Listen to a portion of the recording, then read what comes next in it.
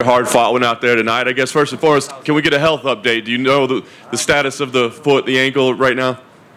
No, I haven't got a clue, lad. I'm going to have to get it MRI'd and X-rayed. The doctor said he'll do it Monday, so I'll know from then. Got to get this MRI'd and X-rayed as well. Jared's got one hard head. So the hand might be broken as well?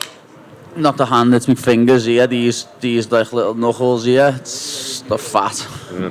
Well, obviously we talk about when you fight, there's all these expectations. It's almost like if you don't come in and, destroy him in the first round, that you do good. So I guess, going through a 3-round war like that, how do you feel right now about the performance? I'm sound, you know what I mean? Everyone's got an opinion, lad. The opinions are arseholes, you know what I mean? Everyone's got one. I know I won that fight, simple as. I deal in facts, lad, and I won a unanimous decision. It's not even like it was a split decision. Look at his face and look at mine. Fights get scored on damage now. I landed a lot more damage. End of. Yeah. I know you had a lot of respect for him as a fighter coming in, but was it even more difficult than you thought? Did he have surprises for you in there? Yeah, he was. It was, as I say, he can take a punch, lad. I hit him with some big shots and he kept coming forward. Hats off to Jared. He's a phenomenal fighter, also a phenomenal human being. Yeah. Do you, as the fight's unfolding, like you said, it's like people expect you to destroy guys. Is it difficult for you to keep focus and keep confidence, knowing that the fans probably want you to get them out of there and one, and you got to kind of grind your way? No, I'm pretty happy now because I've just done my first ever 3 5-minute rounds in the UFC against a tough opponent who I know has cardio, and I could have pushed it more in that 3rd round, but I coasted a bit. I thought I'm 2 rounds up, I coasted a bit, especially with the ankle. Know what I mean? I shouldn't have. It's my own silly fault. I shouldn't have coasted in the 3rd round, but control time means nothing when you don't do nothing with it. Last thing for me, obviously we're going to have to figure out what the health status is before you book anything, but do you see something? What's next for yourself as far as like a place or a headline or an opponent? What's next? I don't care, lad. You know what I mean? People keep saying, oh, you're going to fight the top 15, you're going to fight him, you're going to fight him. Everyone talks about me, lad. That's how they stay relevant. People mention me to stay relevant, lad, so I don't care. Whoever's name's on the contract next, I'll fight, but I've got to sort this ankle out first. Paddy, don't you right? Dana was in here and he said that he thinks that Jared's game plan going into the 3rd round was horrible. Do you think the same? Yeah. I compared it before to when Sean O'Malley hurt his ankle. He should have tried to stay standing with me because my ankle was pretty compromised in that 3rd round. I was worried about my ankle, so because of that, I think if he would have tried to strike with me a bit more, he would have caught me more because I couldn't move properly.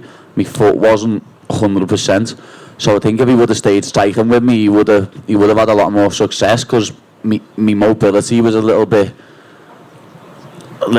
stuck. Know what I mean? I would have been stuck in the mud. When he started pushing me against the cage, I was like, sound, let's chill. Know what I mean?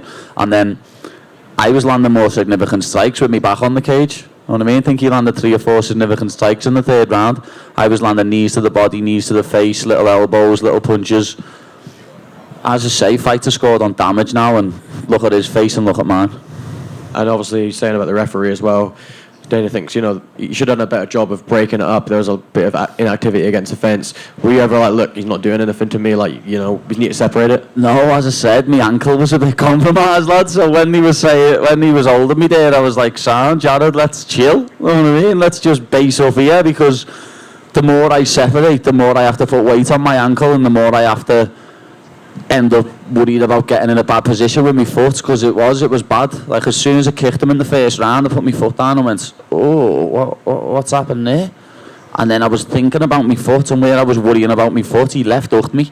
I was like, oh, yeah, you're in a fight, Pad. Stop worrying about your foot. Let's focus on the fight at hand. Is it an injury that you've had before? Do you kind of suspect what it is, or do you not know? No, I don't know what I mean? I've had ankle injuries before, lad, know what I mean? But I feel like there's something in my ankle floating about. It's a bit weird, know what I mean? I don't know what it is. I've got a splint on my ankle now. I'm getting it looked at on Monday. Hopefully it's not too bad and I can focus on fighting still, but I don't know. I'm hoping I don't need surgery. And obviously 4 wins in 4. Christmas is on the horizon. I think you've got a holiday to Thailand, right, in January. Yeah. How have you sum up this year, given this your co-main event, pay-per-view debut? Sound, innit? It's been a good year. 3-0, 2 finishes. I've just went in full 15 with a very tough opponent who, as I say, he comes to fight every time, lad, and he's got the cardio for 15 minutes, and I won by unanimous decision. That's all that matters. So I've had a brilliant year, an absolutely brilliant year, and long may they continue. Just one from you, sorry. Everyone makes a big deal about the diet outside of camp. Do you really not care what you're going to do from now between the next one? You know, everyone makes up you go almost to light heavyweight limit as you're eating a pizza there, I'm guessing it is? No, that's a cookie, that lad. Oh, cookie, yeah. Do you not care between now? Do you just go do what you want? I don't give a flying fuck what anyone's got to say about me. I turn up on weight in shape. That's all that matters. Cheers, mate. Congrats. Paddy in the front right here. You said you when you coasted in round 3, were your coaches telling you that you had won the first 2 rounds, or did you feel it in there that you had won the first I knew I'd won the first 2. People don't have to tell me, you know what I mean? But when I've looked at the stats after the fight, I think I won all 3. In the cage, I thought that he won the third, you know what I mean? And when it said 29-28, I was like, yeah, good decision. I won the first 2, he won the third. But then after looking back at the stats, 4 significant strikes in the third. Console time doesn't mean jack shit anymore, lad. You know what I mean? So immediately after you felt he had won round 3, but then in hindsight, you think you won all 3? You Yeah. And did you say anything to him after? He seemed pretty upset and seemed to leave the octagon. No, I spoke to him in the back. He said to me, I thought I won. I was like, lad, you're one tough son of a bitch. You know what I mean? You took some shots there and kept walking forward. Everyone always thinks they won, lad. I've lost 2 5-round decision fights and I thought I won both. You know what I mean? It's that simple. But like I said, opinions are like arseholes. Everyone's got one. The fact is, I won by unanimous decision. Paddy done it. Obviously, you joked with Joe Rogan about did he pay for the interview. I'm curious, was there any part of you that regretted that thing happening this week with all the comments that you're getting on your Instagram and stuff like that? No, I don't give a fuck. I'm unapologetically myself, lad. I've had that bottled up for over a year where he talks shite. I've had all bots commenting on my page. I get on with it, lad. You know what I mean? One of them. Do you think that's an issue that you and Ariel could ever squash, or is that just going to be behind you? I don't give a fuck. You know what I mean? Fighters are more important. I worry about fighters. Hey, Paddy over here. Just out of curiosity, first time fighting in front of a full arena in the United States for the UFC. Just what was that experience? You know what you bring in the UK. What was it like to feel that knowing you're in a completely different country? I felt bad for Jared when he walked out and got booed, to be honest. I did. I felt bad for Jared because he's a nice, very nice man and he didn't deserve to get booed, but it just shows how good my fans are and what star power I've got. That walkout was spectacular. That's up there with the O2, you know what I mean, and the Echo Arena in Liverpool. That was special. Lovely walkout. I know you're going on vacation. If Jake Paul hits you up for that sparring session, are you still down, or what are your thoughts? Lad, I'm going to have to get my foot looked at before I do anything. That goes without saying, lad. Thank you. Paddy, Jared Gordon, was that do you think the toughest fighter that you've faced so far in your career? Yeah, probably. As I say, lad, he's one tough son of a bitch. The man's had a golf club put over his head and a baseball bat put over his head and hasn't went down. But I've hit him with some punches there. Like, I think at the end of the second, if I wouldn't have poked by accident, obviously, if I wouldn't have got in his eye, I think I would have finished him there because I had him rocked. But it's one of them, lad. You know what I mean? I'm glad I've done a full 15 in the UFC against another athlete that I know can go 15 minutes easy, and I know for a fact that I won the fight. So, as I say, I deal in facts. And how was fight week for you this week without having Molly alongside you? The last few UFC fights for you, the pair of you have been on the same card. Has it been slightly different dynamic? Is it not the same having Molly there with you? Fight's a fight, lad. We turn off to scrap. You know what I mean? I'm always going to have this media and this big bubble around me whenever I turn up to fight because I put a lot of expectations on my shoulders the way I talk. But I talk the talk and then I walk the walk. Assuming you're fit and good to go early in the new year, I know previously you said you wanted to go over to Vegas and fight in the States. Would fighting on that London card, given that it's a big pay-per-view, would that be something you'd be up for? maybe co-main under that title fight with Leon and Kamaru? As my man said, lad, I've got an Aldi booked in Taiwan for January, but I'm not just a fighter now, lad. I'm a businessman. I've got a few businesses that I'm opening up and a few things that I've invested in. So I'm not just a fighter now, lad. I've got to worry about some of my investments. So I don't know. We'll see. All right, and last one from me. You mentioned your outside interests outside of the fight. Tell us about this foundation that you put together. Well, yeah, I've put together the Paddy Foundation, and I just want to try and give back, you know what I mean, and help people who get forgotten about. So, kids in the UK who are eating off food banks and are going out in their school uniform on a Saturday and Sunday because they haven't got clothes. I want to try and help people like that, and then obviously men's mental health is a big thing to me now. After, in my city, there's an epidemic at the minute of people killing themselves, young men. So I just want to help give back. As I said earlier, I want to help Jared.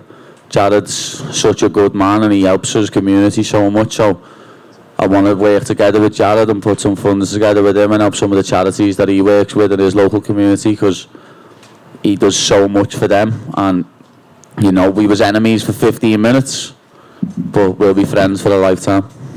Cheers, thank you. Paddy right here.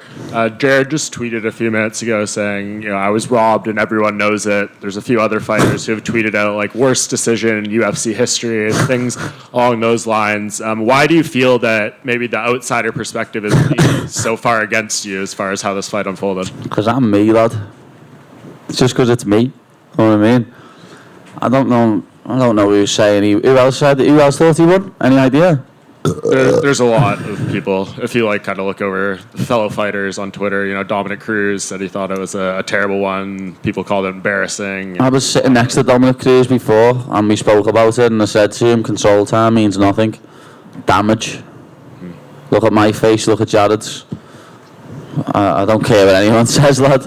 When you look back in the history books, I've got the little green marker next to my name with a W, so everyone else can suck me arsehole. Thank you. Hey, Paddy. You and Ilia have had a bit of needle this week, and he said earlier in this room that the judges gave you a Christmas gift with the decision. Yeah. Have you got a response to that? No. Hand sanitizer, boy, can keep using my name for some publicity as he wants. Is the best way for this war of words with him to be buried with a fight between you both in the future at some point? It could happen. You know what I mean? He looked good tonight. Give him his due. He looked good tonight, he did. Bryce did rock him though in the second round. And I am a lot bigger than both of them. You know what I mean? So that could happen in the future, but as I say, I don't know when I'm going to be fighting now. I've got to get this ankle looked at. And if I was him, what? He's in the top 10 in the featherweight division now, isn't he? You know what I mean? He's just beat number 9. Yeah. That just shows how I live in his head rent-free. You know what I mean? He's still talking about me, even though he's in the top 10 in featherweight. If I was him, I'd be asking for number 5 or something. But he's asking for the baddie, because he knows who the fucking boy is. I know you said earlier that you don't give a fuck about what people say or think when it comes to the weight gain, but considering Ricky Hatton, who also went up and down in weight between camps, retired... He was also a world champion though, wasn't he? Yeah, but if he retired at 28, is the weight gain... Did he retire at 28? That was his first retirement, yeah, and then he came back and lost to Senchenko at 33 or so. I didn't know he retired at 28. I'm 28 in about 3 weeks, lad. Do you think I'm retiring in 3 weeks? Not 28, but do you think it's conducive to career longevity? No. I do DEXA scans and stuff when I'm going into fights, lad. My RMR doesn't go down. You know what I mean? I do this scientifically. I don't cut big amounts of weight. The top end of the division cut more weight than me. I cut 10 pounds yesterday. I think like Makachev and Poirier and Oliveira and Gagey all cut more than 10 pounds overnight. Easily. Well done with the win. Thank you, bro. Anyone else? No. Peace out, bitches.